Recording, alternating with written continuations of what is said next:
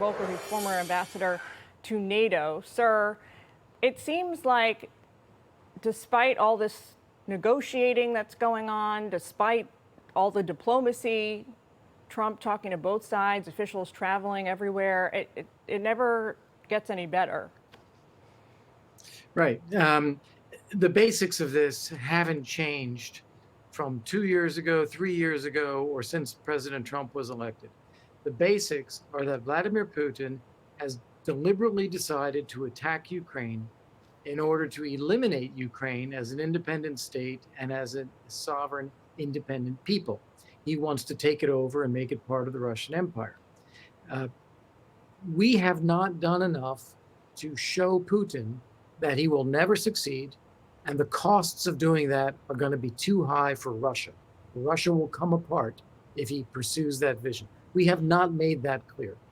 And so when President Trump, as in that clip, says he's still waiting for some signal that, peace is not around the corner, I don't know what other signal we need. We've been watching this movie for over 3 years since Russia's latest invasion.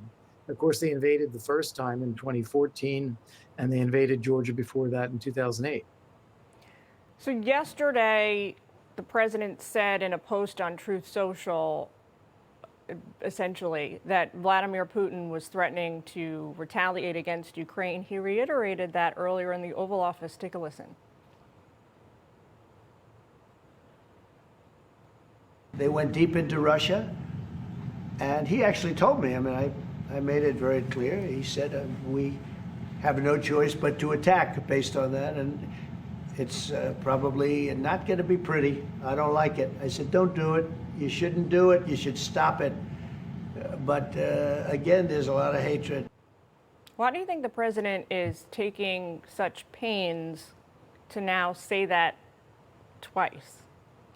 Yeah, it's hard to understand. I think what he's doing is trying to maintain a position where Vladimir Putin can change his mind, where there's no embarrassment for Putin in saying, okay, I'm going to stop the war and do a deal. So he's trying to keep that door open. But the reality is that's not the way Vladimir Putin looks at that. Putin looks at that as weakness on our part and on the part of the West. He thinks that the fact that no one is putting any pressure on him or stopping him means that he can keep going. Because he's, an evil dictator maniac, and that's, I guess, the way they think. Well, he has, there's no mystery here. He has written articles, essays. He has given speeches.